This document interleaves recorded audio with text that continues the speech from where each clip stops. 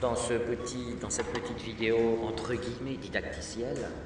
Alors, hein, c'est en tout amateurisme, c'est-à-dire que je ne me pose pas comme un prof, mais il n'y a pas trop d'autres mots quand on transmet des tuyaux.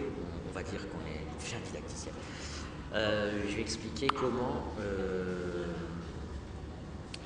Parce que le Coran, c'est un fichier qui fait 1 million d'octets, donc c'est un livre qui n'est ni très long ni très court, mais qui fait partie quand même des livres qui sont longs, c'est-à-dire des livres de 500-600 pages.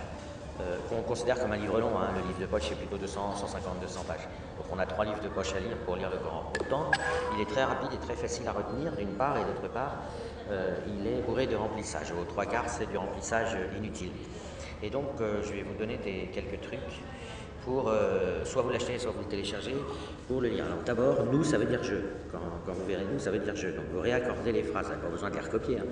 Quand vous lisez, quand vous les inversez avec un nous, vous mettez je à la place. Parfois, l'auteur parle de lui à la troisième personne en disant là, pareil, vous mettez je. Je vais prendre un exemple dans le verset 9-30. Et la phrase dit qu'Allah extermine les Juifs. Et bien, vous mettez, vous remplacez ça par les Juifs méritent que je les extermine, sachant que le je, c'est Allah qui parle.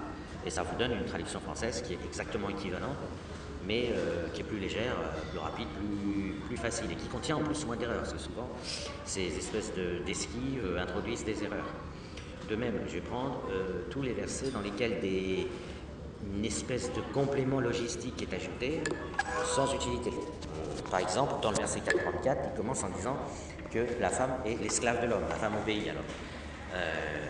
Donc ça fait une ligne. Les hommes ont autorité sur les femmes, fin de l'histoire. Puis finalement, ensuite, vous avez 10 à 15 lignes de remplissage qui sont très discutées d'ailleurs, puisqu'il y a le mot frapper à la fin. C'est-à-dire que quand l'homme a peur ou envisage ou prévoit à tort ou à raison que la femme peut lui désobéir, il peut la frapper. Et c'est très discuté parce que c'est très, des débats qui sont beaucoup trop procéduriers.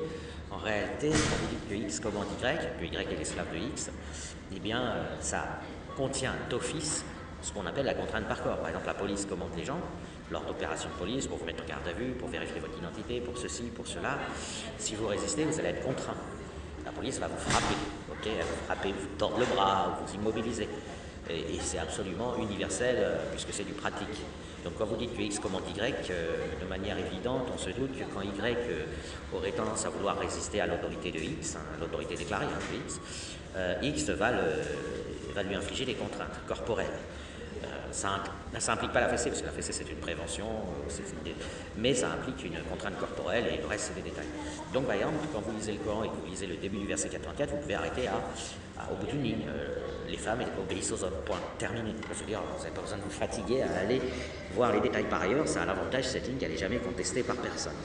Ensuite, quand vous voyez l'auteur s'embarquer dans du délire, ah ouais, il faut que je te raconte ce que j'ai fait au peuple de Lot, vous effacez tout simplement, vous le retirez du fichier, ça n'a aucun intérêt, ça ne contient rien, c'est des gages donnés aux gens de l'époque pour dire que l'auteur s'y connaissait en légendes religieuses. Vous savez pas, il n'y a rien à en tirer de spécial. Alors, vous vérifiez quand même qu'il n'y a pas une petite morale de cette histoire, en général c'est très très pauvre et très indigent. C'est pour dire qu'il est puissant. L'auteur, il dit, t'as vu, je les ai exterminés en faisant un déluge de cailloux sur telle ou telle civilisation ancienne. Bon, vous regardez, vous pouvez oublier le déluge de cailloux, c'est enfantin. Par contre, vous regardez s'il donne une instruction. En général, l'instruction, vous pouvez la garder parce que ça va donner un contenu islamique, si vous voulez. Qu'il ait envoyé un déluge de cailloux ou un déluge de crottes de cigogne, ça ne change rien. Par contre, s'il dit c'est parce qu'ils avaient fait ceci que je les ai exterminés, vous avez un contenu islamique. Voilà, et avec tout ça, vous avez 100 000 octets et environ 70 pages. Donc c'est très facile. Et vous pouvez le faire vous-même. Pourquoi je dis que c'est mieux de le faire soi-même? Parce que vous avez le fichier officiel du Coran, donc vous savez qu'on ne vous a pas arnaqué, c'est vous qui vous êtes débrouillé pour le télécharger. Et puis, vous faites le travail vous-même, ça peut prendre du temps. Vous n'êtes pas obligé de le faire pour tout le Coran, vous n'êtes pas payé, c'est pour vous rendre compte. Et puis, ça vous permet de savoir qu'on ne vous a pas roulé, qu'il n'y a pas un islamophobe qui aurait changé la traduction pour faire croire que l'islam est méchant. Okay, c'est vous-même qui le voyez. Et par ailleurs, vous verrez, il y a beaucoup de versets qui disent « J'ai créé les fleurs, je fais chanter les oiseaux, je fais tomber l'eau du ciel. » Vous pouvez effacer. De toute façon, Dieu, il peut tout faire. C'est complètement Enfin, je veux dire, il se tire une balle dans le pied en disant qu'il fait tomber l'eau du ciel, parce que de toute façon, il a créé l'eau. Alors, bon, il y a des hadiths qui disent que non, mais on est dans le Coran là, hein, on n'est pas dans les hadiths où il dit la première chose qu'elle a créée, c'est son trône. Il l'a créé sur l'eau. J'avais mis une vidéo rigolote là-dessus, parce que s'il y avait l'eau avant, c'est que, à moins qu'Allah n'ait pas créé l'eau et qu'il soit soumis à l'eau, sinon c'était une phrase marrante. Voilà, donc vous avez ça. Qu'est-ce que je pourrais vous dire d'autre? Vous pouvez enlever les dit aussi, dis-leur. Quand il s'adresse à Mohamed, il dit dis ceci, dis cela. C'est souvent, vous mettez la forme directe, vous donnez l'ordre, quand il dit dis-leur de blabla, bah vous mettez blabla. Comme ça, vous économisez dis-leur de, on s'en fout qu'il dit ça à Mohamed. De toute façon, tout est censé arriver par Mohamed, et en plus, c'est même pas censé arriver dans la tête de Mohamed par Allah, mais par l'ange Gabriel, messager angélique, en quelque sorte Allah. Donc tout ça, ça n'a pas d'importance. Qu'est-ce que je peux vous recommander d'autre? Ah oui, toute la partie charia, vous la mettez de côté dans un fichier à part. Je n'ai pas dit de l'effacer là, par contre. Mais quand il dit, par exemple, quand il fait ses versets sur l'héritage, c'est incompréhensible, c'est très mal écrit, il s'en sort pas l'auteur. Il raconte n'importe quoi, il fait une erreur de calcul. Donc vous les mettez de côté, puis vous les reprenez après.